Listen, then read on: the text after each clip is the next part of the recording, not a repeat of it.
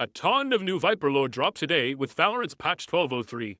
We get to hear from both Alpha and Omega Viper, further showcasing the similarities and vast differences between these two mirror agents. We also get some really interesting interactions with Viper and the other agents, most specifically with Vice, that's led me to some new theories on how Vice became a Radiant. After some Alpha agents were taken out by Omega Viper and crew in the YB Fight Back cinematic, Alpha Cypher and Fade were tasked with getting information on what was happening internally at Omega's Valorant Legion. They successfully backdoored an audio tap at Legion's headquarters, and we finally got to listen in on what was said. Omega Viper was addressing the rest of Legion that's still alive, and she gives them this speech. All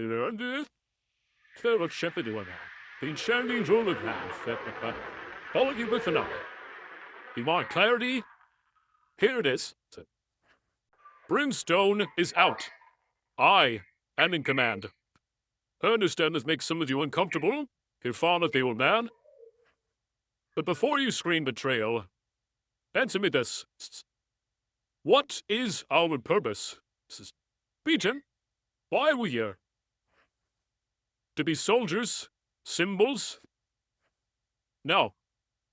Our purpose is to end the Alpha threat, not fight them. End them. Alpha Earth is killing us. And what have we, the beloved and celebrated Valorant Legion, done that? Nothing. Less than nothing. Our spike extractions have plummeted. We were miles ahead technologically, now those misprints invade our world. We've grown so incompetent even Atlas tries to do our job. You think this is about loyalty to Brimstone? No. This is about doing what is necessary. Silva sees what I see. You doubt my intentions, do you doubt his? And your room and breach. Have you all forgotten Sage soaking in a Ken bath right now just to keep herself alive? We are done shedding tears for a leader who could not do his job. We are done doing things his way. No more rules, no more fighting fair. The only thing that matters is finishing this. We will cross the line, pursue their pain, and break them on any leave necessary.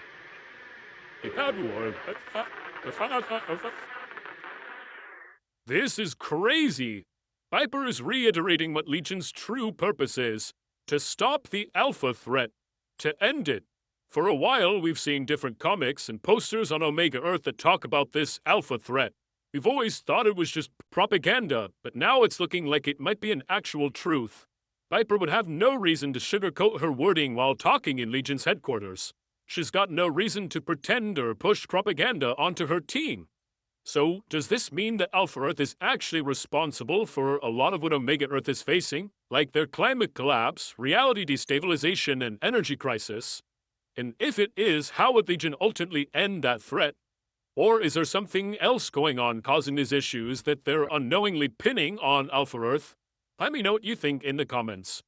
Viper also says, we're done shedding tears for a leader who cannot do his job, which makes me think there are several Legion agents who didn't take Viper's coup very well.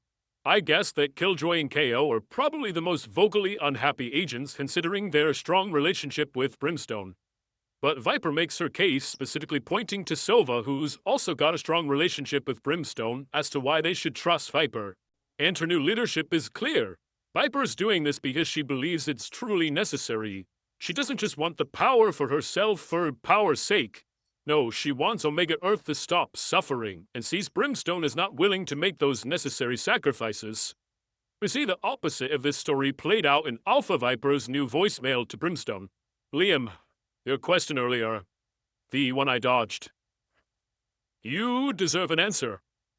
Of course I've thought about it. You're an idiot sometimes. That bleeding heart of yours is going to get more than just you killed. At some point, you'll stand in the way of a needed sacrifice, and I will act. But despite the appearance of present circumstances, it's not today. There's no plot to overthrow you, old friend. You have nothing to fear from me. Alpha Brim basically asked Viper if she was also planning to overthrow his leadership in the same way that Omega Viper did in Legion. Viper calms his fears, but does say that she has thought about it and will do something if Brim's standing in the way of saving their world. However, that time is not now, and they're still the same old friends they've always been. Events happening on Omega Earth have pushed Omega Viper to a tipping point that Alpha Viper hasn't had to face yet. Alpha Brim's leading the team extremely well, and they're winning.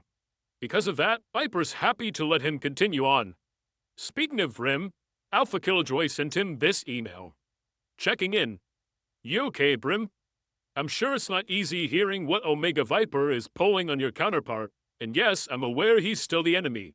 But betrayal is a terrible thing, even over there. Honestly, this whole thing makes me sick to my stomach. Anyway, this was supposed to be about you, so coffee tomorrow morning? Killjoy and Brim have almost a father-daughter-like dynamic, or a mentor-mentee. Killjoy is concerned about how Brim's taking this news. She wants to hear how he's doing and make sure he's okay, or at least give him an opportunity to talk about it with someone who will understand him.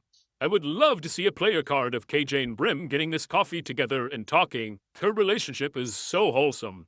Lastly, we got some new Viper voice lines with other agents. Sova, follow me and you'll get to finish what you started. No more eye for an eye nonsense. When you need a hard job done right, call Breach. It's good you're here. Yoru, so few I can rely on these days.